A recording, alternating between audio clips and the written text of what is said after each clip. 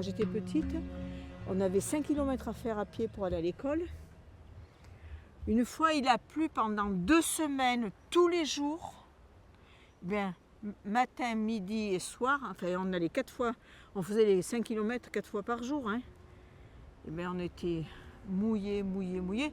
C'est sûr qu'au bout de la 2e semaine, on en avait un peu marre. Mais nous, on chantait sous la pluie, hein, avec mes frères et sœurs. Hein.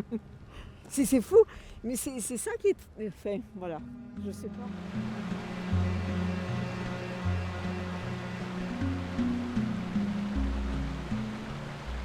La Guère, c'est un affluent rive droite de l'Eyrieux qui fait à peu près 15-17 km de linéaire. Il va donc se jeter dans l'Eyrieux à peu près à 450 mètres d'altitude et il prend sa source sur le secteur du Champ de Mars à 1200-1300 mètres d'altitude.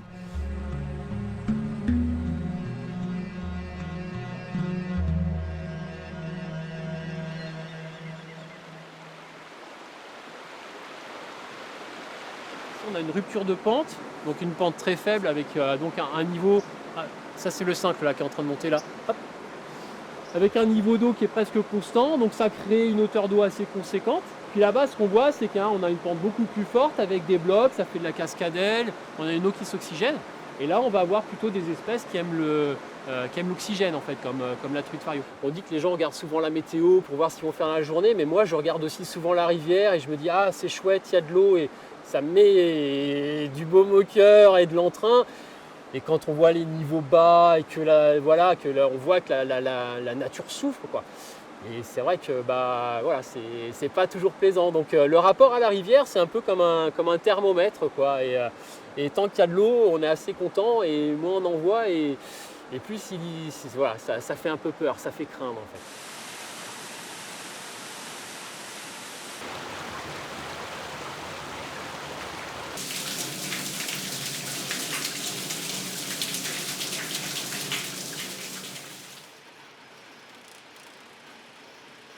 Un moulinage, il y en avait beaucoup, les moulinages. Il y avait 400 moulinages en Ardèche. Ce sont des anciennes usines, en fait, où on va transformer le fil de soie.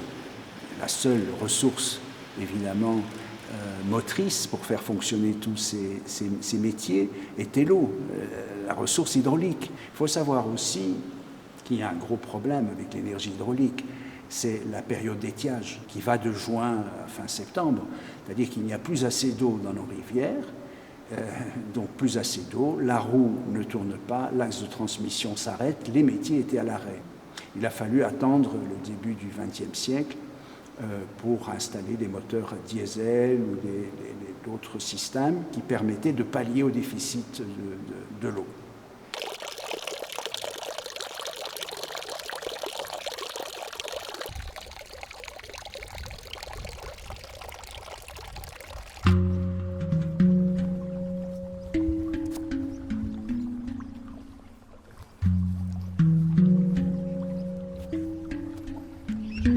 Parce que voilà, je vais vous expliquer aussi quelque chose.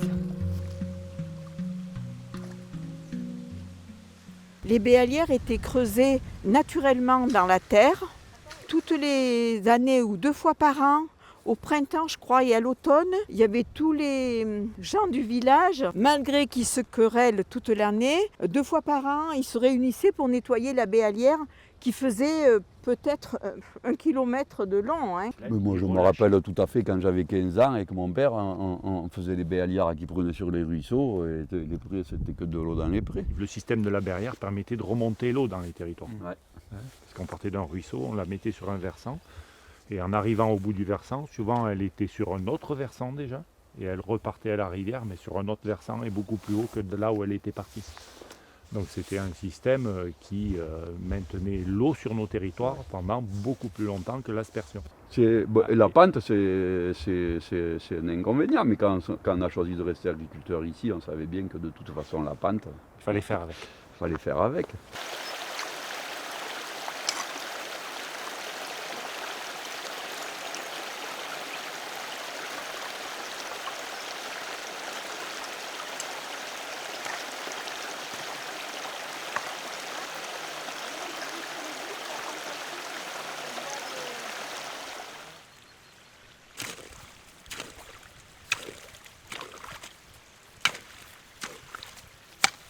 Non, mais la bialaire, là-bas, elle est annulée. Parce que c'était le descendant de l'écluse, là. Ça a irrigué là-bas tout le long. Mais ça, c'était avant. Jusqu'au noyer, là-bas. Mais ça, moi, je l'ai pas connu. Les dernières années où ils ont nettoyé la béalière, ça a été jusque dans les années en 1970, ça s'est arrêté là. Et puis tout a été anéanti après puisqu'on a coupé cette béalière, on a tout enlevé, ce réseau d'eau collectif en fait, qui servait pour les jardins et pour la lessive et pour les animaux. On a tout anéanti ça, quoi.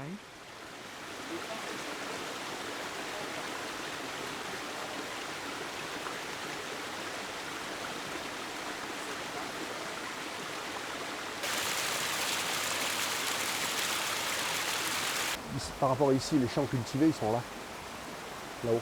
Ça, c'est des superbes champs cultivés. Moi, c'est ce qui me passionne quand je me balade dans la nature, c'est de retrouver les traces, justement, de ce qu'ont fait ces gens-là. Ça nous inspire le respect des anciens, parce que le travail qu'ils ont fait sur ces territoires, il est énorme. Et nous, on le sait, parce qu'on est dessus au quotidien. Mais vous imaginez le travail que c'est, ça? C'est un travail de fou. C'est pas parce que ça a été fait avant que c'est bien. On l'entend trop souvent. Oui, mais si les anciens le faisaient, ben oui, mais ils ont fait plein de conneries. Ce qui est patrimonial, c'est la nature, c'est tout ce qui vit. Un mur en travers d'une rivière, ça n'a jamais été patrimonial. C'est dans le pire des cas un témoignage du passé, quoi. Le passé, c'est une chose, et aujourd'hui, il y a un autre regard, je pense, qu'il faut apporter et chérir cette eau le plus possible, en faire quelque chose d'essentiel. Et voilà, ça c'est mon avis.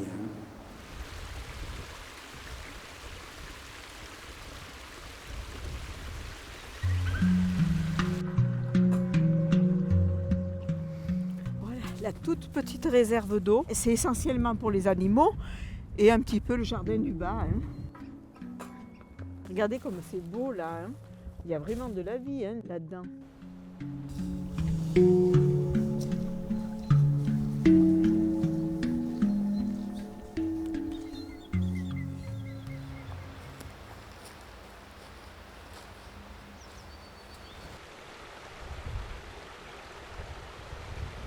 Je me sers de cette source, j'ai installé une pompe et je remonte l'eau sur 80 mètres parce que c'était le seul endroit où on pouvait poser une poche, que la géographie nous le permettait, quoi. L'eau là, elle sert à arroser maintenant des châtaigniers adultes où je fais un passage d'eau entre le 15 août et le début septembre, et puis elle me sert à arroser les champs que je cultive là-bas dessous la maison où il y a des plantes aromatiques et médicinales. Ce qui nous importe aussi, c'est qu'est-ce qu'on va arroser. Voilà. Aujourd'hui, quand on voit qu'il y a des projets de lacs collinaires dans le sud Ardèche, par exemple, pour arroser de la vigne, donc ça peut avoir un intérêt d'irriguer des petits plants, mais une fois qu'ils sont bien enracinés, normalement, ils n'auront pas besoin d'être irrigués, quoi. Et si c'est juste pour produire du raisin en plus, alors qu'on en met la moitié dans la distillation, ça n'a pas d'intérêt. Moi, si je voulais être tranquille, il me faudrait, on va dire, entre 10 et 15 000 m3 d'eau selon les années. Ce que je n'ai pas encore à l'heure actuelle. En sachant qu'au départ, moi, je voulais faire un lac collinaire qui ne m'a pas été autorisé, où je pouvais, au lieu de stocker 2 000 m3, j'aurais pu peut-être stocker 4 ou 5 000 m3. On prenait de l'eau l'été dans le milieu naturel, ce qui est interdit par la loi aujourd'hui. Là, il y a plusieurs façons de faire des réserves et il y en a qui vont plus ou moins impacter, on va dire, les écosystèmes dans lesquels on fait ces réserves. Donc il faut faire la différence entre toutes ces réserves. Elles n'ont pas toutes le même impact. Moi, je veux dire, l'été prochain et l'été d'après, ils seront de plus en plus sévères. C'est-à-dire que le gars qui arrosera sans avoir des réserves d'eau, ou qui n'est pas sur réseau collectif, qui n'est pas sur les rieux, n'importe quoi, de toute façon, il se fera sanctionner. On va être en demande de faire des réserves d'eau, mais comment on la fait, la réserve? On pompe dans des nappes, on pompe sur des sources qui sont déjà un peu limites. À quel moment on peut stocker? Comment on stocke? Sous terre? En aérien? Pas simple, hein? Donc je n'ai pas forcément la réponse. Je pense qu'il faut que tous les partenaires se mettent autour d'une table de manière intelligente pour qu'on arrive encore une fois, à faire un état des lieux en disant voilà, qu'est-ce qu'on a, comment on peut le stocker et comment on peut le redistribuer.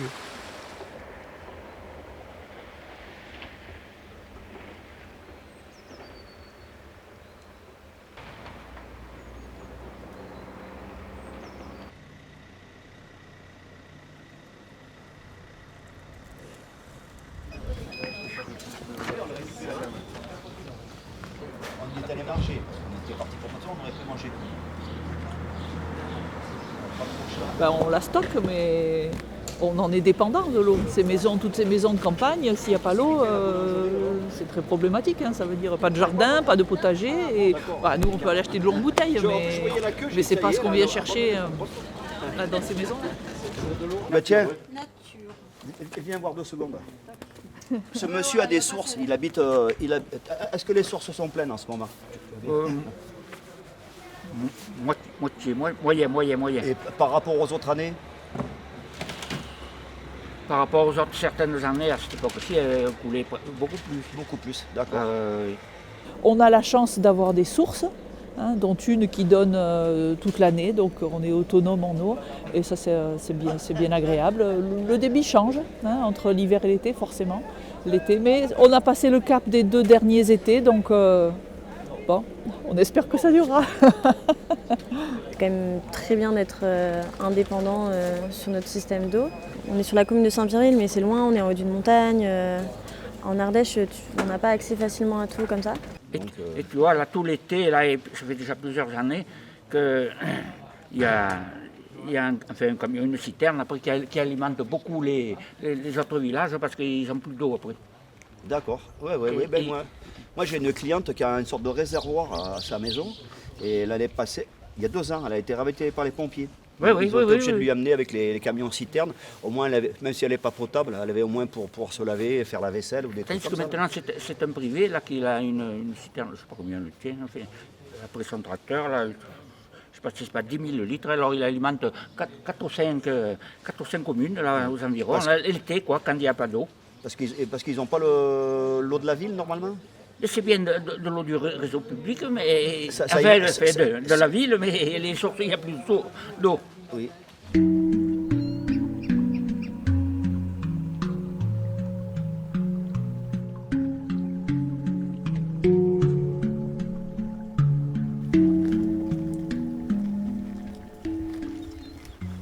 La municipalité de Saint-Étienne-de-Serres avait confié aux habitants du hameau un petit peu la gestion de leur eau, quoi.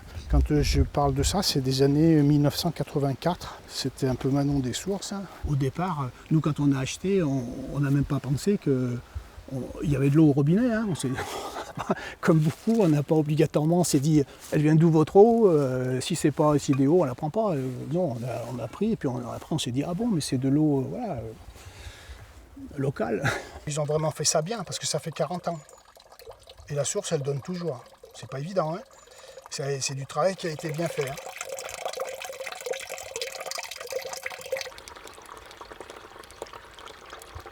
Là, nous, on a un système qui est autonome, on peut dire, sur lequel on s'occupe. Ça pourrait paraître une chose intéressante et une richesse, ce qui, quelque part, l'est. Mais on est très fragile vis-à-vis de ce système parce que n'importe quoi peut arriver, c'est-à-dire un tuyau qui se bouche, voire des sources qui se tarissent.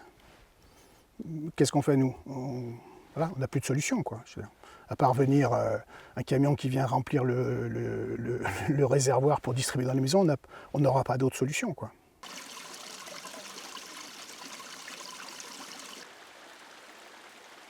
L'eau, elle est plus disponible au même moment et de la même façon. C'est vrai que moi, je disais tout à l'heure que les sources qu'on a ici, elles se tarissent fin juin, début juillet. Si on reprend 10 ans en arrière, c'était beaucoup plus rare, alors que maintenant, c'est tous les ans. On va arriver dans des périodes où il va falloir partager l'eau. Ça, on ne sait pas faire. Parce qu'on a eu l'habitude pendant des années d'ouvrir le robinet et l'eau coule. Mais peut-être que si un jour il n'y a plus d'eau au robinet, oui, là on va se dire si un jour il y a, voilà, on explique aux gens, ben ouais, cette année, il n'y a pas assez d'eau. Et on a eu le problème dans la commune. J'ai été moi-même l'employé municipal, c'est moi qui m'occupais de l'eau de la commune. On a un réseau qui est absolument vétuste dans tous les états. Et bien, il y a eu des moments où j'étais face à une situation où je ne pouvais pas réparer dans l'instant. Donc pendant quelques jours, il n'y avait pas d'eau. Ben, les gens faisaient avec, alors ils rouskaillaient après le bon Dieu et moi-même, mais ça ne réglait pas le problème. Et c'est vrai que ça leur faisait prendre l'habitude pendant quelques temps. Je me rendais compte que l'eau, il fallait quand même en mettre un peu de côté parce qu'on ne sait jamais s'il y a une autre coupure. Mais quand on est sûr que l'eau revient derrière, on continue sa vie d'avant. C'est toujours pareil, ça. C'est toujours pareil.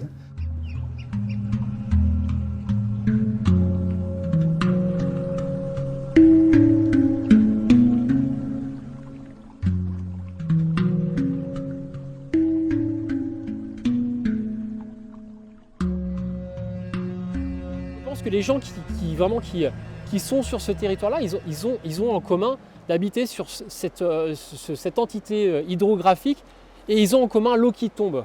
Donc pour moi, c'est important que les réflexions qu'on se pose sur la gestion de la ressource en eau, elles soient faites à cette échelle-là. On a ceux qui voudraient que non seulement on ne démolisse pas les barrages qui n'ont plus d'usage, mais qu'on en fasse des nouveaux. On a ceux qui pensent qu'il faut couper tous les arbres, on a ceux qui pensent qu'il faut laisser tous les arbres, on a ceux qui pensent que c'est pas grave de sécher le ruisseau si on met l'eau dans les prés parce qu'elle ressortira. Donc autant de personnes, autant de solutions. Moi, si je parle de l'eau au bar du village, on va s'amuser. Hein. Ça va pas être triste. Donc c'est très complexe, très long. Et bon courage. Le vrai combat à mener, c'est comment on fait pour continuer à avoir de l'eau en qualité et en quantité. Je pense qu'il n'y a pas d'issue individuelle. Il n'y a vraiment que des issues collectives et que ça commence par une prise de conscience et un changement de nos habitudes de consommation. Pour moi, la base est là.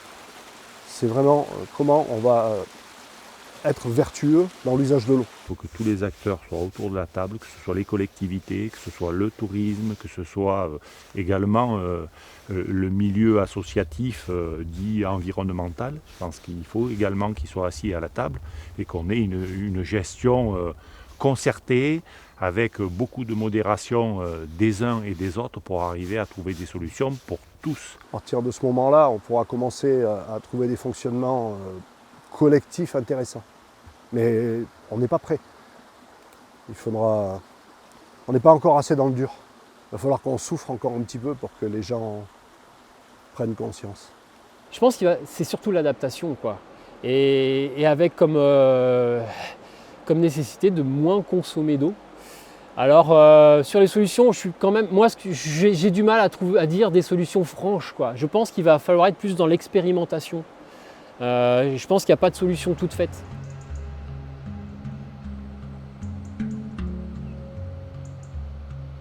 C'est un murmure, l'eau. L'eau, elle nous chante, non? C'est pas ça? Si, j'ai l'impression que l'eau chante, moi. Ça me fait penser à là parce que je l'entends, là, l'eau. Et quand on l'entend plus, on est triste. Moi, je suis triste, en tout cas. C'est pas beau, le chant de l'eau?